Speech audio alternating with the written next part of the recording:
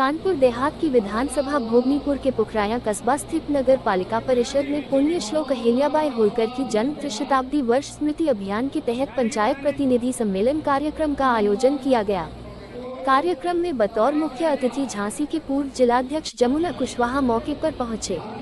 वहीं यूपी सरकार के कैबिनेट मंत्री राकेश सचान, एनएलसी अविनाश सिंह चौहान, बीजेपी जिलाध्यक्ष रेणुका सचान, पूर्व जिलाध्यक्ष श्याम सिंह सिसोदिया, राहुल अग्निहोत्री सहित विधानसभा क्षेत्र के सभी जनप्रतिनिधियों ने भाग लिया।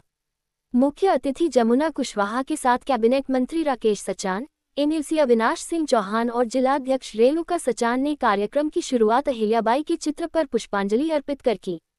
वहीं भोगनीपुर विधानसभा से विधायक और यूपी सरकार में कैबिनेट मंत्री राकेश सचान ने कार्यक्रम में आए विधानसभा क्षेत्र के ग्राम प्रधान, बीडीसी और नगर पालिका पुखराया, नगर पंचायत मूसानगर, नगर पंचायत अरौधा के सभासदों को माला पहनाकर व शाल ओढ़ाकर सम्मानित किया।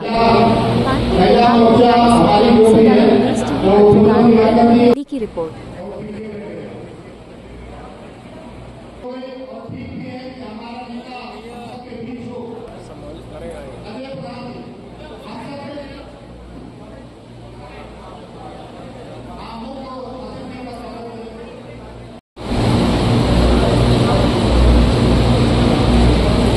उसी क्रम में हमारे पालिका प्रतिनिधि के द्वारा के द्वारा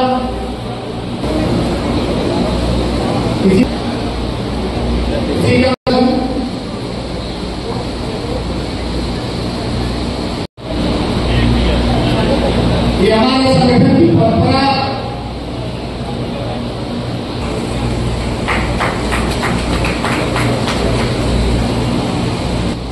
भोगनीपुर विधानसभा के हम सबके लिए सम्माननीय का स्वागत। हम सबकी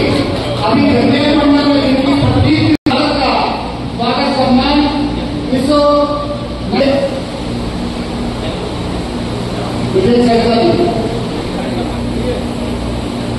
इसी क्रम में हमारे बीच भारतीय जनता पार्टी कि वो आए,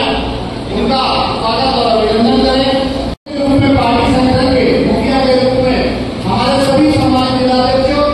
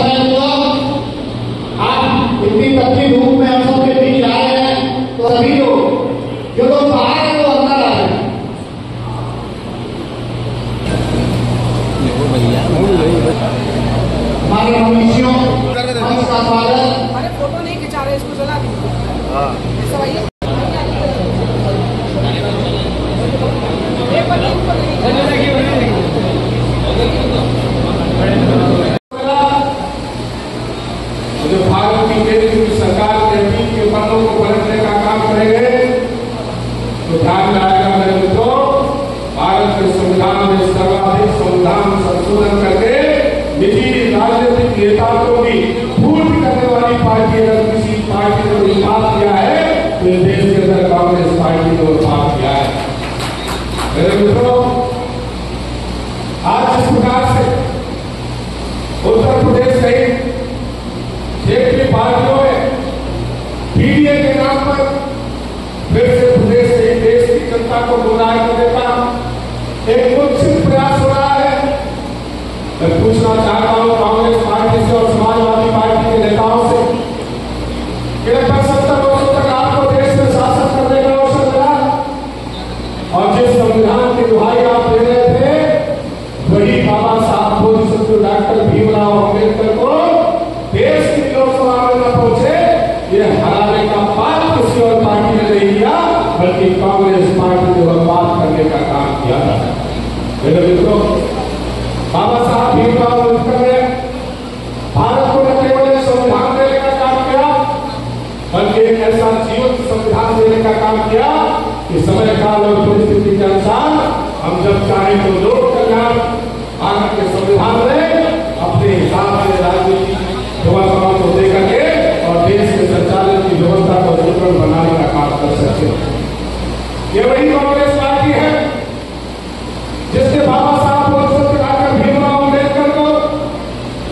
लंबे समय तक भारतीय जनता पार्टी ने मांग करती थी कि बाबा साहब भीमराव अम्बेडकर को भारत रत्न दिया जाए, लेकिन उनके रास्ते पर रोने हटाने का काम किसी और पार्टी ने नहीं किया। यही कांग्रेस पार्टी सहित कांग्रेसी विचारधारा से अपने आप को जोड़ने वाले तमाम क्षेत्रीय पार्टियों ने करने का काम किया था। लेकिन मेरे मित्रों, इस सबसे तक भारतीय जनता पार्टी का 4 चरित्रों 6 अप्रैल 1980 के बाद जहां पूरे देश से दुनिया ने देखा कि भारतीय जनता पार्टी की कथनी और करने में कोई अंतर नहीं है, तो मेरे मित्रों हमने नारा लगाया था कि रामलला हम आएंगे और बंधु वही बनाएंगे। और मेरे मित्रों 22 जनवरी इतिहास के स्वर्णिम अक्षरों में अंकित हो गया कि 140 करोड़ भारत की आस्था के साथ मर्यादा पुरुषोत्तम भगवान राम का दिव्य और भव्य मंदिर बन करके अयोध्या के अंदर तैयार हो गया। जहां हम 140 करोड़ भारतवासियों की आस्था के केंद्र भगवान राम को मंदिर में विराजित करते हैं, वही इस देश को जीवन संविधान देने वाले संविधान सभा के सम्मानित अध्यक्ष के रूप में बाबा साहब बोधिसत्व डॉक्टर भीमराव अम्बेडकर जहां पर पैदा हुए, बाबा साहब जहां पर जिन्होंने शिक्षा दीक्षा ग्रहण की, बाबा साहब भीमराव अम्बेडकर विदेश में जहां पर रहे, विदेश में रहकर के जिन स्थानों पर बाबा साहब ने शिक्षा प्राप्त की और बाबा साहब का जहां पर अंतिम समय बीता, ऐसे 5 के 5 स्थानों को पंच तीर्थ बनाने वाली अगर कोई सरकार और संगठन है तो केवल भारतीय जनता पार्टी है। मेरे मित्रों को संविधान बचाने की बात करते हैं, हम बाबा साहब भीमराव अम्बेडकर को भारत तक दिलाने की बात करते हैं और दिलाने की बात ही नहीं, जब तक उनको बाबा साहब को भारत रत्न मिल नहीं गया तब तक भारतीय जनता पार्टी ने सड़क से लेकर के सदन तक अपने संघर्ष को निरंतर जारी रखने का काम किया है। मेरे मित्रों, आज बात पीडीए की हो रही है। मैं पूछना चाहता हूं समाजवादी पार्टी के युवराज से और कांग्रेस के युवराज से कि आज आप देश को राजनीतिक निजी नेताओं की पूर्ति के लिए, सत्ता की प्राप्ति के लिए जिस तरीके से भारत के अंदर जाति व्यवस्था को कायम करके भारत को कमजोर करने की साजिश कर रहे हैं, अखिलेश जी और राहुल बाबा ये समझ लेना, यह भारतीय जनता पार्टी है जो दलों के अंदर भी अच्छे काम करने वाले नेता है, हमने उन्हें भेद नहीं किया है। अटक से कटक तक और कश्मीर से कन्याकुमारी तक एक राष्ट्र और श्रेष्ठ राष्ट्र की जो परिकल्पना को मूल रूप देने का काम सरदार वल्लभ भाई पटेल ने किया, वह कांग्रेस के नेता हो सकते हैं, लेकिन देश के लिए उनका समर्पण था। तो आज देश की पूरी दुनिया ने देखा कि गुजरात की धरती के अंदर दुनिया की सबसे बड़ी मूर्ति लगा करके स्टैच्यू ऑफ लिबर्टी को स्थापित करने वाली कांग्रेस पार्टी नहीं, बल्कि वह भारतीय जनता पार्टी और नरेंद्र मोदी नेतृत्व की सरकार है। मैं इसलिए कह रहा हूं कि भारतीय जनता पार्टी को दलगत राजनीति से ऊपर करके हमने देश राष्ट्र और समाज के लिए जिन भी राजनेताओं ने अपना योगदान दिया है, भारतीय जनता पार्टी ने उनका सम्मान करने का काम किया है। लेकिन आज कांग्रेस को समाजवादी पार्टी हो, उसने ये तय कर लिया है कि हमको देश के अंदर जाति विस्फोट को ध्यान दे करके पड़ोसी से पड़ोसी को लड़ा करके मोहल्ले का सामाजिक सौहार्द समाप्त करके और हमको किस तरीके से सत्ता मिल जाए। बिल्कुल भारतीय जनता पार्टी है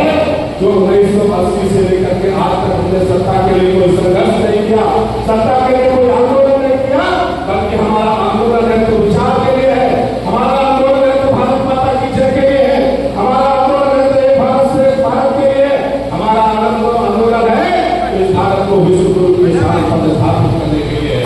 और आज उसी क्रम में तब जबकि इस देश की महान नायिका के रूप में अपने परिवार सहित अपने साम्राज्य का सर्वस्व न्यौछावर करने की आवश्यकता थी, तो माता अहिल्याबाई होलकर ने अपने जन्म के समय से लेकर के जो उनका पारिवारिक संस्कार था, जिस तरीके से जब उनके कंधों पर अपने राज्य की जिम्मेदारी आई, तो पूरे मराठाओं ने देखा कि महाराष्ट्र के अंदर जिस तरीके से सामाजिक सौहार्द को कायम करते हुए सनातन की रक्षा माता अहिल्याबाई होलकर ने अपना पूरा जीवन देने का काम किया, तो वही